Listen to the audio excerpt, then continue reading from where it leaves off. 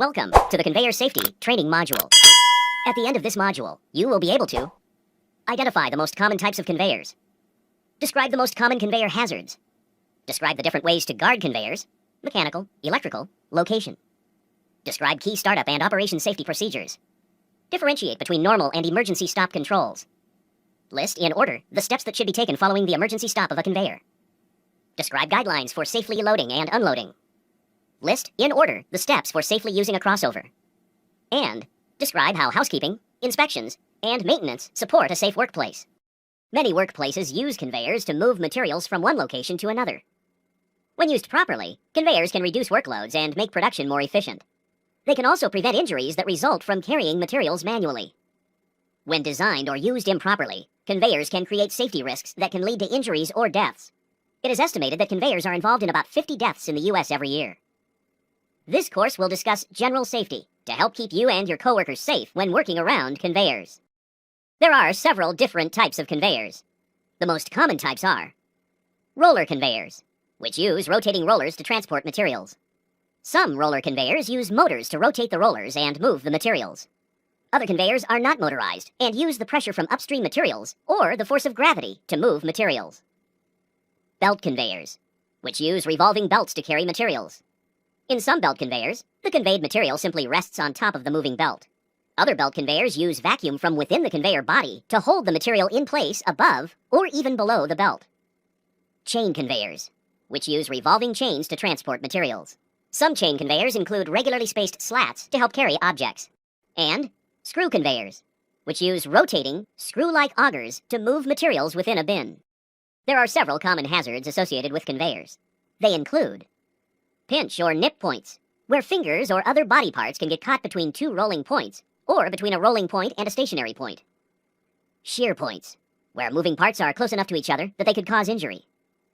Spill points, where materials can fall off a conveyor and onto workers. Passageways near, around, under, or over conveyors, where workers can accidentally get caught in moving parts. Power transmission points, including motors, belts, chains, and other moving parts where workers can get caught. And loading and unloading points, where workers can be injured as a result of bending, lifting, twisting, or reaching. To ensure safety, all hazards on a conveyor should be protected with guarding whenever possible. Guards can include mechanical guards, such as a cover, metal plate, or mesh that prevents workers from touching a moving part, or electrical guards, such as a system that automatically turns a machine off when a person reaches into or enters a dangerous area. Never remove a guard or make it inactive in any way. In cases when it's impossible to create a guard for a hazard, warnings must be prominently posted in the area. In some cases, a conveyor can be guarded by location. This means the conveyor is in a location where it does not present a risk to workers, so some of its potential hazards do not require guards.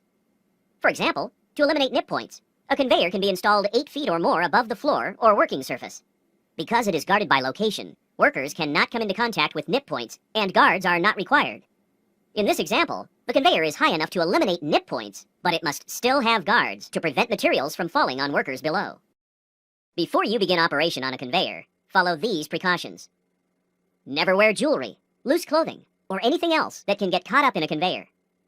If you have long hair, pull it back or secure it so it doesn't get caught. In most cases, there is an audible alarm or flashing lights just prior to a conveyor being started. During startup, make sure that you are at a safe distance from the conveyor. All start buttons should be clearly marked. Make sure you know where they are located. One start button should be on the operator panel. There may be other start buttons as well, including one near the conveyor's motor. Only trained operators should start a conveyor. All standard startup procedures should be followed, including informing all coworkers in the area the conveyor is about to start, and making sure everyone is a safe distance from the conveyor. All normal stop buttons should be plainly visible and clearly marked. Always know where these buttons are located and how to use them. The normal stop button or switch should be located at the operator panel. There may be other normal stop buttons at other locations, including at the conveyor motor.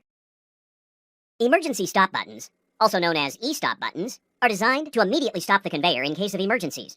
They help prevent injuries, product damage, equipment damage, and damage to the facility. If you see an emergency, or one is about to occur, press an e-stop immediately. Never use an emergency stop in non-emergency situations.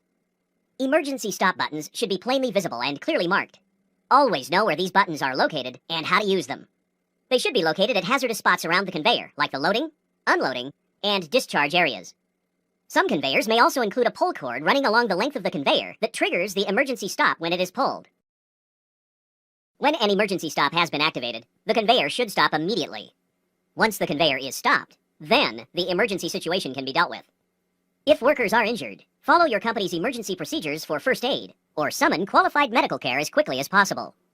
Immediately following any emergency, the conveyor should be locked out and tagged out. The conveyor should then be inspected to identify the cause of the stoppage and be corrected before it is restarted.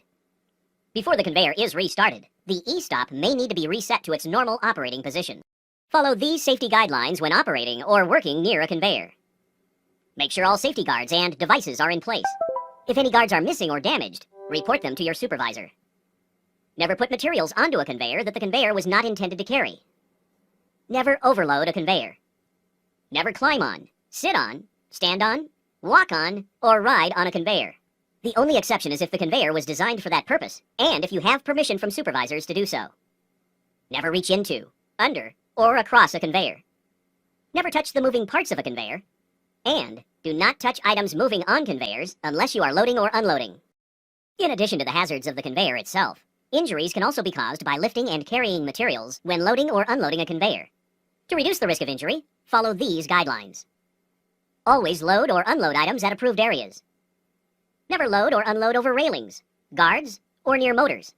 This can lead to back strain or objects getting entangled. Stand close enough to the conveyor to avoid muscle and back strain, but far enough to avoid leaning on or touching the conveyor.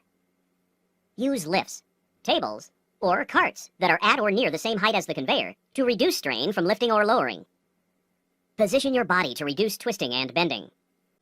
Keep fingers and body parts away from all nip points.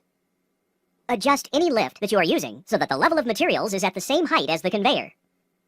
And report any improper conveyor operation, such as loose belts, sticking parts, improper speeds, or unusual noises, to supervisors immediately. Many accidents involving conveyors occur when people are trying to pass near, along, or across a conveyor. When possible, conveyor locations should be designed so that they are away from areas where people regularly walk. If this is not possible, employers should install guarding to protect workers, and all employees should be properly trained on how to avoid possible hazards. When crossing from one side of a conveyor to another, use only clearly marked and approved crossovers or passageways. To safely use a crossover, 1. Face the conveyor. 2. Keep both hands on any rails. 3. Climb the crossover. 4. Cross over the passageway. 5. Turn around. 6. Face the conveyor again. 7. Climb down. Housekeeping is an important part of proper conveyor operation and safety. Always follow these guidelines. Keep the areas around a conveyor clear, especially around the operator panel, emergency stop buttons, and loading and unloading areas.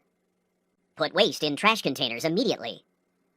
Before cleaning a conveyor, shut the conveyor off and use your facility's lockout-tagout procedures.